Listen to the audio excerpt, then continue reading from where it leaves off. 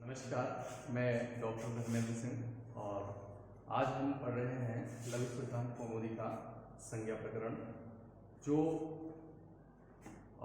स्नातक प्रथम सत्रार्ध में लगा हुआ है।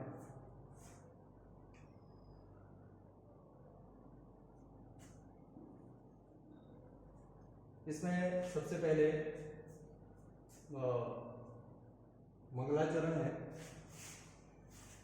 आचार्य जो वरदराज आचार्य हैं उन्होंने सबसे पहले इसमें मंगलाचरण किया है। भारतीय संस्कृति की ये विशेषता है कि हम अगर किसी भी कार्य को करते हैं तो सबसे पहले हम मंगलाचरण करते हैं। और विशेष रूप से जो अलंकार शास्त्री हैं, व्याकरण आचार्य हैं और जो कवि लोग हैं, तो उनका ये रहा है कि हम किसी भी कार्य को आरंभ करते हैं तो उसकी निर्विघ्न समाप्ति के लिए सबसे पहले क्या करते हैं, मंगलाचरण करते हैं। ऐसे ही व्याकरणाचार्य जो हमारे वरदराज आचार्य हैं, उन्होंने अपने लघु सिद्धांत कौमुदी ग्रंथ की निर्विघ्न समाप्ति के लिए मंगलाचरण किया हुआ है। वैसे मंगलाचरण हमारे 3 प्रकार के होते हैं: नमस्कारात्मक, वस्तु निर्देशात्मक और आशीर्वादात्मक। तो इसमें नमस्कारात्मक मंगलाचरण किया गया है, जिसमें माता सरस्वती की को नमस्कार करते हुए नत्वा सरस्वतीं देवीं शुद्धां गुण्यां करोम्यहं पाणिनीय प्रवेशाय लघु सिद्धांत कौमुदी।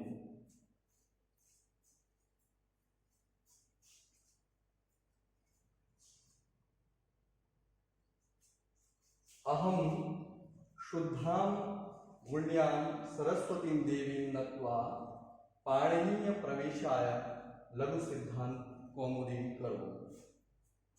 आचार्य वरद कहते हैं कि अहम यानी मैं, शुद्धां यानी शुद्ध, गुण्यां गुणों वाली, सरस्वती देवी नत्वा सरस्वती देवी को नमस्कार करके पाणिनीय प्रवेशाय, पाणिनीय प्रवेशाय का अर्थ है यानी जो पाणिनीय के द्वारा रचित जो ग्रंथ है उनमें प्रवेश पाने के लिए लघु सिद्धांत कौमुदी करूंगी। मैं लघु सिद्धांत कौमुदी की रचना करता हूं।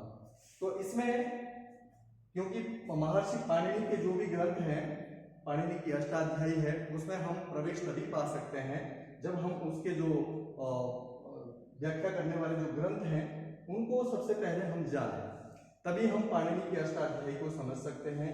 उनके जो गण इत्यादि वो ग्रंथ हैं उनको हम समझ सकते हैं। तो इसलिए सबसे पहले हम लघु सिद्धांत कौमुदी को हमें उसका अध्ययन करना चाहिए। इसीलिए ये स्नातक के प्रथम सत्रार्ध में इसको पाठ्यक्रम में लगाया गया है। तो नत्वा यानी नमस्कार करके, नत्वा सरस्वती देवी नत्वा पाणिनीय प्रवेशाय, पाणिनी यह जो ग्रंथ है उनमें प्रवेश पाने के लिए लघु सिद्धांत कौमुदी करोमि, लघु सिद्धांत कौमुदी को कर रहा हूं, अर्थात इसकी रचना कर रहा हूं। ऐसा कौन कह रहे हैं? आचार्य वरद या वरद आचार्य राजाचार्य। अहम शुद्धां गुण्यां, मैं शुद्ध गुणों वाली सरस्वती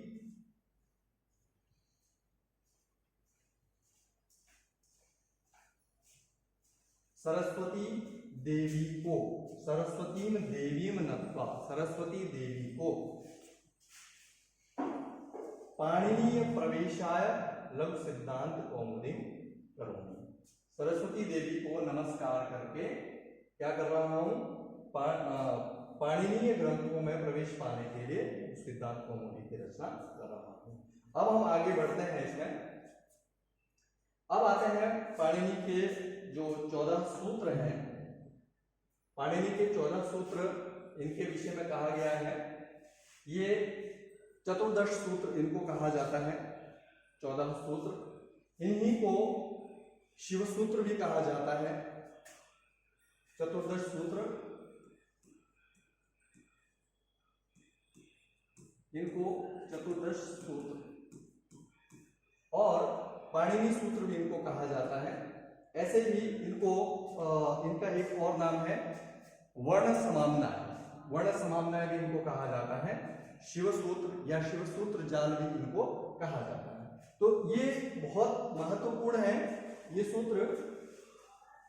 जैसे आई कोण, री ऋक, ए ओंग, आई औच, हयवरट, लण, यम गण नम, झभय, घड़दश, जब गड़दश, खफ छठ थचट तव, कपय, शस सर और 14वां सूत्र अंतिम है हल। तो ये 14 सूत्र हैं, इन 14 सूत्रों का बहुत महत्व है। अभी हमको यह समझ नहीं आएगा कि इनका क्या महत्व है, लेकिन इनका महत्व हमको आगे के सूत्रों में पता चलेगा। तो इन सभी सूत्रों को याद करना बहुत जरूरी है। आई कोण, इसको थोड़ा सा लय में हम याद करते हैं और ये लय में ही याद होते हैं। आई कोण, री ऋक, ए ओंग, आई औच, हयवरट, लण, यम गण नम, झभय, घड़दश, जब गड़दश, खफ छठ थचट तव, कपय, शस सर हल। इस तरीके से इनको याद किया जाता है। और इन सूत्रों के विषय में आता है कि इन सूत्रों की उत्पत्ति भगवान शिव के डमरू से हुई है। और जब भगवान शिव नृत्य कर रहे थे तो नृत्य करने के पश्चात उन्होंने अपने डमरू को बजाया और डमरू बजाने के पश्चात इन 14 सूत्रों, जो डमरू का जो स्वर होता है, उस स्वर के रूप इन 14 सूत्रों का जो है प्रागट्य हुआ है। तो कहा जाता है कि ये जो 14 सूत्र हैं, नृत्यावसाने नटराज राजो ननाद ढक्काम नव पंचबारम उद्दर्त काम सनकाद सिद्ध नेतद विमर्शे शिवसूत्र जालम। नृत्यावसाने यानी नृत्य के समाप्त होने पर, नृत्यावसाने नटराज राजो ननाद ढक्काम, उन्होंने अपने डमरू को नव पंचबारम, नव पंच का मतलब है कि 9 + 5 यानी 14 बार उन्होंने अपने इस डमरू को बजाया। नव पंचवारम, तो उस 9 और 5 बार उन्होंने जब अपने डमरू को बजाया तो उसमें से इन सूत्रों का प्रागट्य हुआ। ये सूत्र आपके क्या है? आई कोण, री ऋक, ए ओंग, आई औच, हयवरट, लण, यम गण नम, झभय, घड़दश, जब गड़दश, खफ छठ थचट तव, कपय, शस सर हल। इस प्रकार से इन सूत्रों का प्रागट्य भगवान शिव के डमरू से होता है। तो इसमें अब हमको इसका जो महत्व है धीरे धीरे आगे आगे समझ में आएगा। जो व्याकरण है, व्याकरण का मूल आधार ये सूत्र माने जाते हैं। आपने नाम सुना होगा त्रिमुनियों का, और उनमें त्रिमुनियों में सबसे पहले आते हैं। वैसे तो व्याकरण बहुत लंबे समय से पहले से ही चला आ रहा था, वेद में वैदिक व्याकरण इत्यादि, लेकिन जब लौकिक की हम बात करते हैं, लौकिक का प्रागट्य महर्षि पाणिनि के साथ साथ माना जाता है।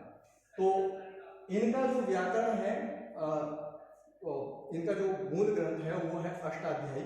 अष्टाध्यायी के बाद फिर उसके बाद क्या होता है, वार्तिक उसमें लिखा जाता है, और वार्तिक है, सूत्र वार्तिक इत्यादि। तो उसमें इनकी व्याख्याएं की गई है जो इन्होंने महर्षि पाणिनि ने अपने जो अष्टाध्यायी ग्रंथ में बताया है। उसके बाद उनकी जो व्याकरण सिद्धांत है वो आगे आगे व्याख्यात करते हैं। तो त्रिमुनियों के बारे में भी हमको जानना चाहिए। अब इसके बाद आता है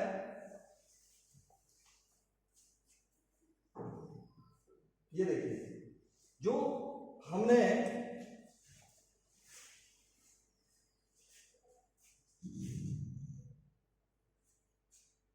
अभी व्याकरण सूत्र जो 14 सूत्र पढ़े हैं, तो अब उन सूत्रों का फल क्या है, यानी जो 14 सूत्र दिए गए हैं वो क्यों दिए गए हैं? क्योंकि हर किसी के मन में ये जिज्ञासा होती है कि भाई ये 14 सूत्रों से व्याकरण कैसे बना होगा। तो उनके फल के विषय में कह रहे हैं कि ये सूत्र क्यों है। तो कहा कि अक्षर समाम्नाय प्राप्ति हेतु फल प्रदर्शनम, यानी इसका फल क्या है उसके बारे में कहते हैं कि इति माहेश्वराणि सूत्राणि अनादि संज्ञार्थानि। जो माहेश्वर सूत्र हैं, माहेश्वर सूत्र कैसे, जो अ ई उ ण, आई कोण, री ऋक। इस प्रकार से जो हमने 14 सूत्र पढ़े, इनके विषय में कहा जा रहा है कि इति माहेश्वराणि सूत्राणि अणादि संज्ञार्थानि। ये जो माहेश्वर सूत्र हैं ये किस चीज के लिए है? अण आदि संज्ञाओं की प्राप्ति के लिए। संज्ञाओं जो अण इत्यादि संज्ञाएं हमारे सामने आती हैं उनकी प्राप्ति के लिए, यानी वो अण आदि संज्ञाएं हमें हमारे सामने आती हैं। कैसे आती हैं? तो उसके नियम के लिए आगे के बताते हैं कि वर्ण समानाय सूत्रस्थ अंत्या वर्णाम नाम इत संज्ञकत्वं प्रतिज्ञा। तो सबसे पहले कहते हैं, ये तो फल बता दिया इन्होंने कि सूत्र जो ये माहेश्वर सूत्र है ये किस चीज के लिए है? अण आदि संज्ञाओं की प्राप्ति के लिए है। अब अण आदि संज्ञा, ठीक है। अण यानी संज्ञा का मतलब तो समझते हैं कि संज्ञा का मतलब क्या हुआ? नाम, यानी किसी चीज को किसी नाम से जानना, ठीक है। तो संज्ञा का मतलब है नाम, ठीक है। तो अब अण क्या है हमारे पास? एक नाम हो गया। ये क्या हो गया हमारे पास? नाम, यानी इसको हम क्या बोलेंगे? संज्ञा, ठीक है। अण एक संज्ञा हो गई हमारे पास। तो अब ये कैसे बनेंगे ये आगे के सूत्रों में बताएंगे, लेकिन उसके लिए इन्होंने सबसे पहले क्या कह दिया कि वर्ण समाम्नाय सूत्रस्थ अंत्य वर्ण नाम इत संज्ञकत्वं प्रतिज्ञा। जो इन 14 सूत्रों के अंतिम वाले जो वर्ण है, जैसे ऐ उण री ऋक ए ओम गम, तो ये जो अंतिम वर्ण है ण प गम, ऐसे जो 14 सूत्रों के पीछे पीछे जो वर्ण लगे हुए हैं, इनके लिए कहा कि एषां अन्त्या इतः। इनके पीछे जो ण लगा हुआ है, क लगा हुआ है, गम लगा हुआ है, इनके लिए कहा कि ये क्या है? इत है। क्या नाम दे दिया इनको? इत। इनको क्या नाम दे दिया? इत। जैसे अगर मैं आपको पिछली स्लाइड में दिखाऊं, पिछली स्लाइड में जाकर के वो आ जाएगा। तो इसमें जो अंतिम वर्ण है, जैसे ऐ उण री ऋक ए ओम, ये इस टाइप के जो वर्ण है हमारे पास कितने हैं? 14 वर्ण हैं, 14 सूत्र हैं, तो उनके अंतिम वर्ण भी कितने हो जाएंगे? 14। तो इन 14 वर्णों को इन्होंने क्या नाम दे दिया? इत। एषां अन्त्या इतः। ये या ध्यान रखना चाहिए, ध्यान रखना इसको, ये क्या है? इत वर्ण है। जैसे हमारे पास ऐ उण, इसमें ण हो गया, री ऋक ए ओम आई औच हाइवरेट लण, इस टाइप से हमारे पास कितने वर्ण आ जाएंगे? ये 14 वर्ण हमारे पास आ जाएंगे, ठीक है। तो इसको हमको ध्यान रखना है कि इत वर्ण हमारे पास किस प्रकार से आएंगे। अब आगे कहते हैं हकार आदि व्यंजन स्थाकार प्रयोजनम। हकार आदि शु अकार उच्चारणार्थ। सबसे पहले हम व्यंजन वर्ण को समझते हैं। व्यंजन वर्ण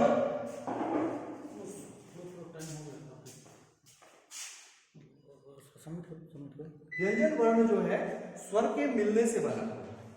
व्यंजन वर्ण स्वर के मिलने से बना हुआ। जैसे यदि हम क लिखते हैं तो ये सबसे पहला जो है व्यंजन वर्ण है। तो ये क कैसे बना है? क प्लस अ, तो ये बना है क। तो जो ये अ यहां पर प्रत्येक वर्ण के पीछे लगा हुआ है, ये किस चीज के लिए लगा है? उच्चारण के लिए लगा हुआ है, ठीक है।